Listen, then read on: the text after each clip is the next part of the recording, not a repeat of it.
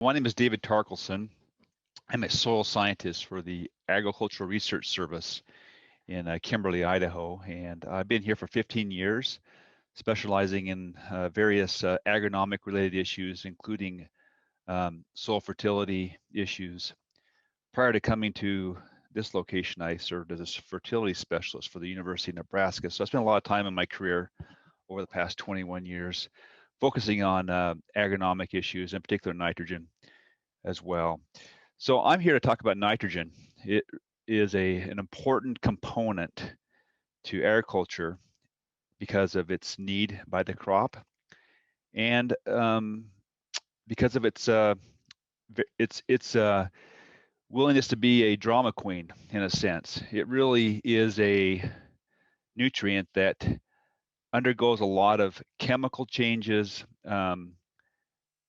biological processes, and so it can easily be lost from the system, and it needs to be managed correctly to maximize the economic return that a producer can expect. You know, when nitrogen gets really expensive, it becomes even a greater drama in a sense. It has to be managed much more tightly and practices need to be to follow to really help maximize profits and avoid excessive losses to the environment as well. As we focus on nitrogen, because it can be lost in many ways via leaching, gas losses, we want to really maximize the amount of nitrogen we put on to get it up into the crop. We want to maximize these profits. That really is the goal to this whole complex, dramatic situation with regard to nitrogen. We know from what was presented earlier that fertilizer prices, and this in particular nitrogen prices, are high, super high right now. You can see as of December 3rd of 2021, a few weeks ago, liquid urea ammonium nitrate was at about $1, a little bit of $1 per pound of nitrogen. That's really expensive. And because of that, we have to really focus in on the nitrogen and make sure we're not putting on too much and also not putting on too little as well, because both of them have severe consequences economically.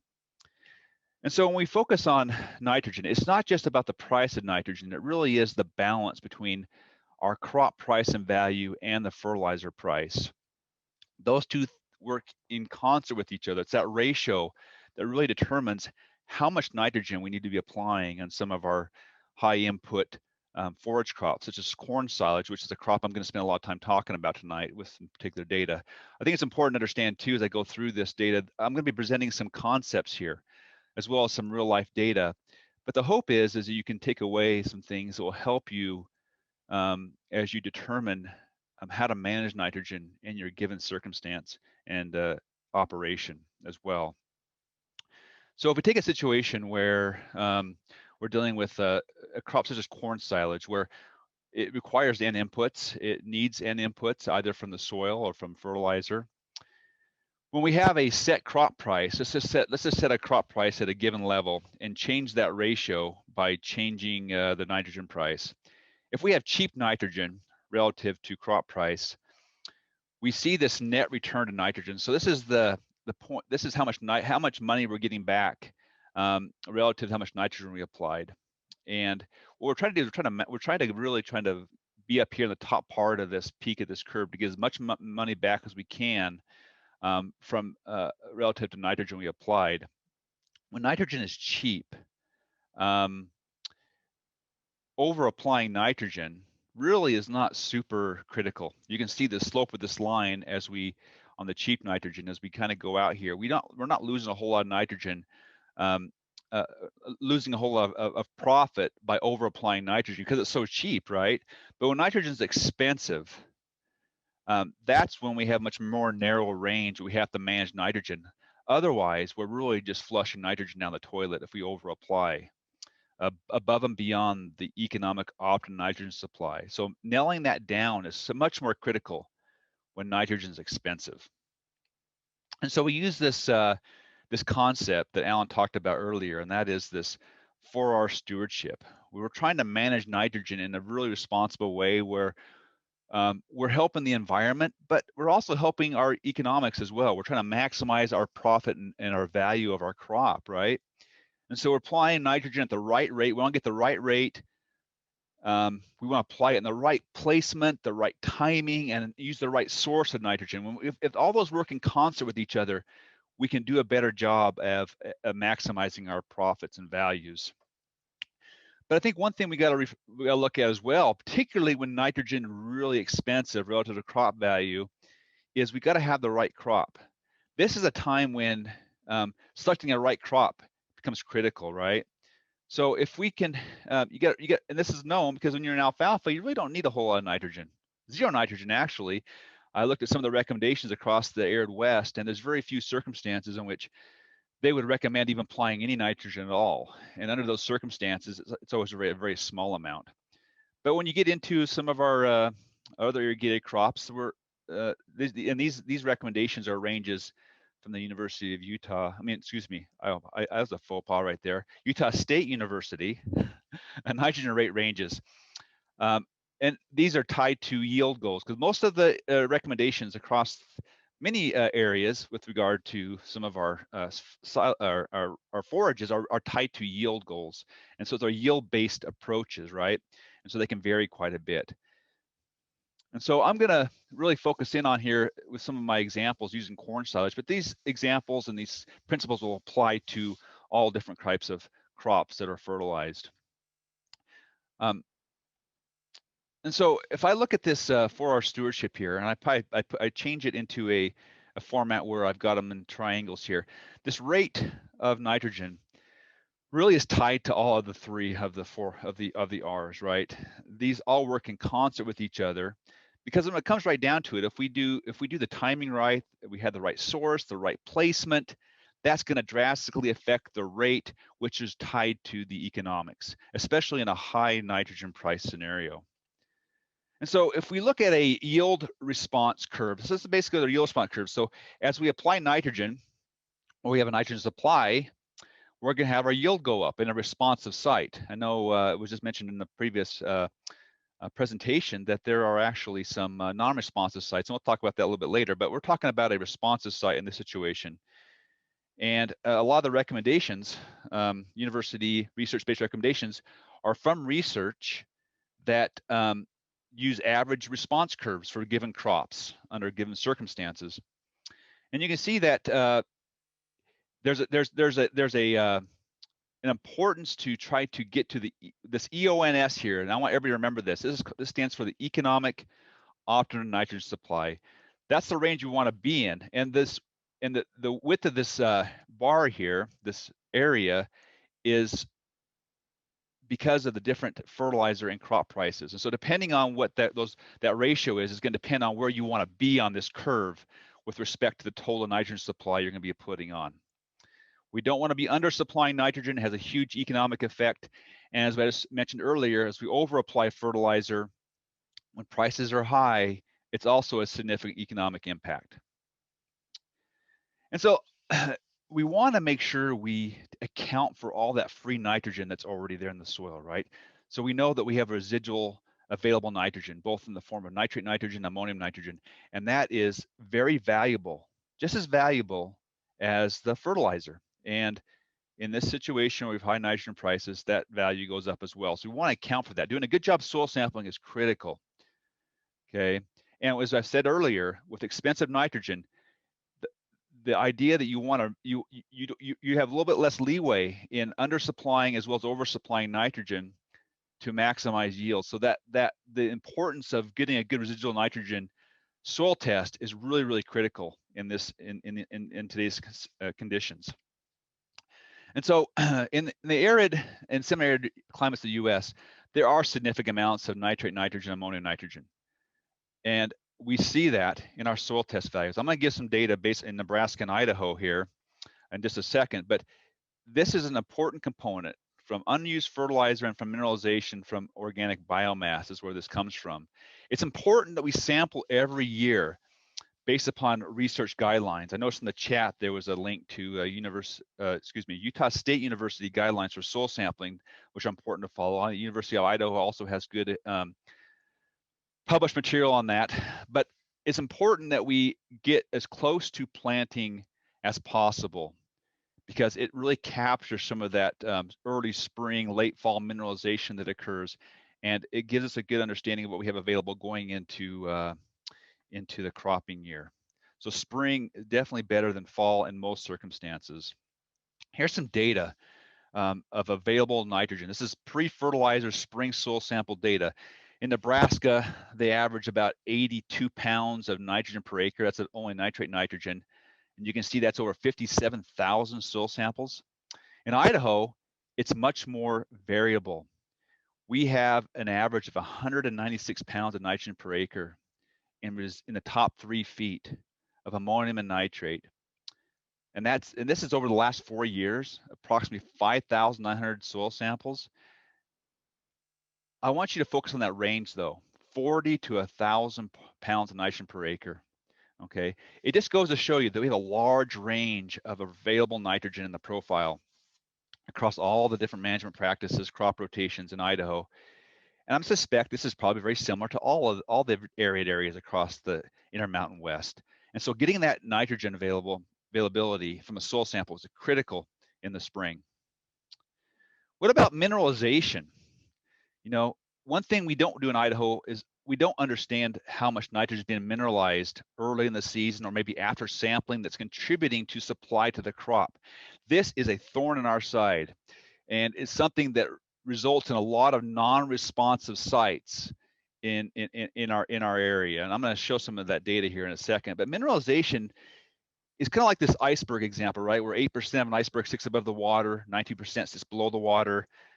That's kind of analogous to understanding of mineralization and the cycling of nitrogen through the biomass and the microbiome, where we understand very little of what's actually going on. Most of it's hidden from us below the water, and we're trying to figure that out. We have a lot of studies going on now trying to figure out what is going on because we don't necessarily know how to manage that. Let me give you some real life examples of some data. This is corn silage response studies, nitrogen trials. You know, from 2014 to 2017, 10 different sites, 5 different rates, ranging from 0 nitrogen fertilizer all the way to 300 pounds of nitrogen per acre. And you can see that on the far right column here, this is the Pacific Northwest recommendations. So this is how much was recommended based upon a yield goal and residual nitrogen in the soil. And you can see it ranges around 180, 190 in one case.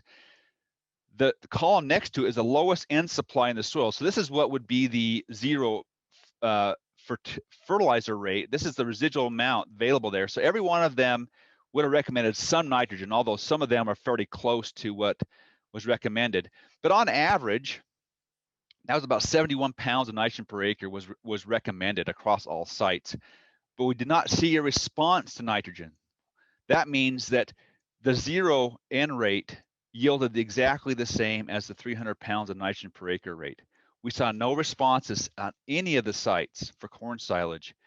And if that would have been predicted and known, those producers or on that field, if they grew corn silage, they could have saved about $73 per acre on there. And so this is something that I'm presenting that we can't predict, but it's a real life thing that needs to be taken into account. Mineralization is a significant player in the soils here in southern Idaho. We've known that since the 60s when Del Westerman did research. It's been published multiple times, and we still can't do a very good job of predicting it. What about yield goal? Yield goal is really important.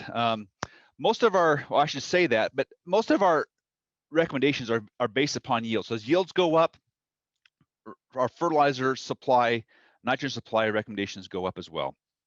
They're tied together. Okay, and so getting a good realistic yield goal is really important because it's going to determine what your rate is. Be very, very careful not to overestimate your yield goal, especially in conditions where nitrogen is expensive, because you're going to be likely putting a lot of nitrogen you don't necessarily need. Using field averages is really important on your fields, and don't get that mentality that you're going to have world record breaking yields this year, so you're going to fertilize for it because you're probably going to lose quite a bit of money. Now, this is the problem with yield goals, and this is something new research is kind of playing out. This is data from Nebraska, and we're seeing the same things in Idaho with certain crops. And that is that as yields are going up for corn in this situation, as yields are going up, the supply of nitrogen to get those yields has stayed the same. And so there's kind of a decoupling of the yields and actual nitrogen supply in some instances. In Idaho, with sugar beets, it has historically been a yield goal based approach. So as yields go up, we put more nitrogen on.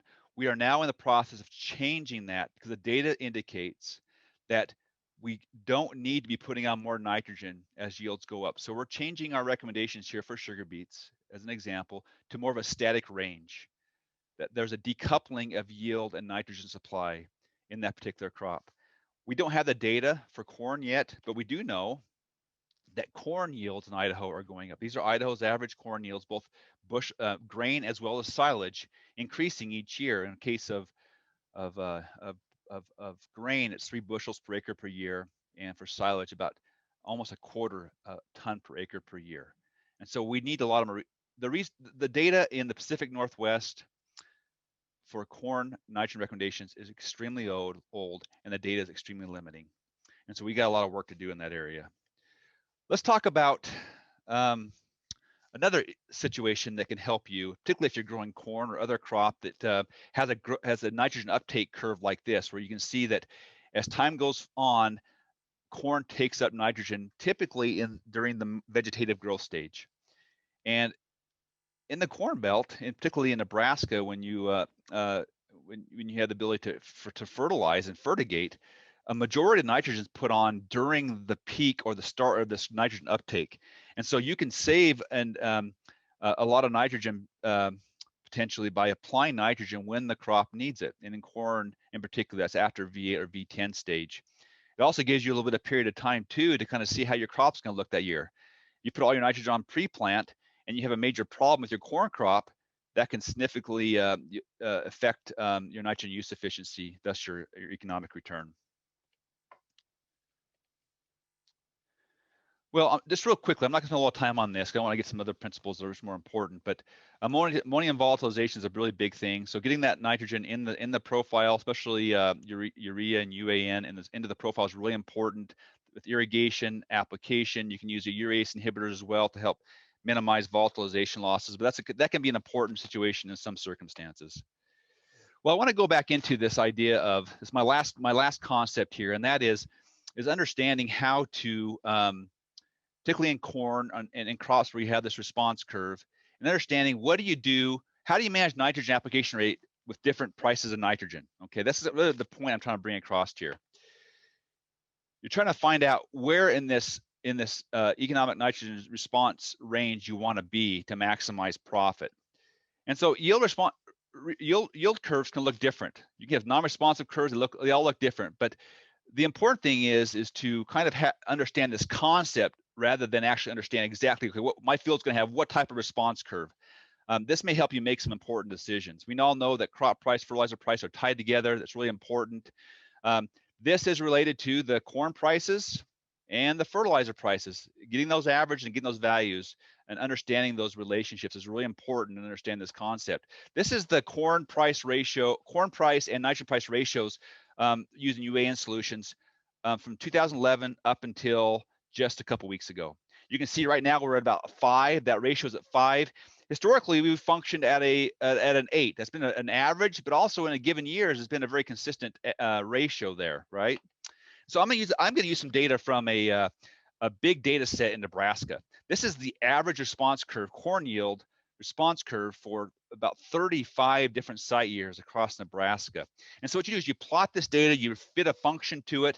And with this function, what it allows you to do, if you have the corn price and the fertilizer price, you can figure out the economic return. So you can figure out how much money, at what rate am I maximizing my return relative to nitrogen applied. Okay, and you can do this for different ratios. And what you can see is as nitrogen at a given set corn price, as fertilizer gets more expensive, what ends up happening is your maximum return goes down, but your nitrogen rate to get that goes down as well. You can see that this red dot here is the actual the nitrogen rate you need to maximize your return to nitrogen at a given ratio. And so the more expensive nitrogen is, the less that nitrogen is that you got to put on, okay? And so that's kind of a take-home point, this whole part of this presentation. As the ratio decreases, less nitrogen is needed to maximize corn yield. What does that look like?